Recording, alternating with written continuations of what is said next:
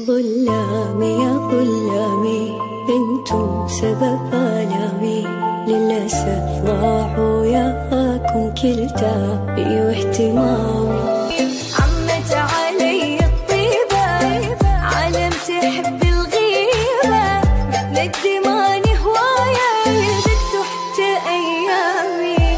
انسوني بس انسوني، رايدة أعيش براحة، اي والله تعبتوني واحجيها بالصراحة. وين اللي قبل حبوني تالي شو تركوني، شايلهم أنا بروح بس للأسف جرحوني. حاليا أنا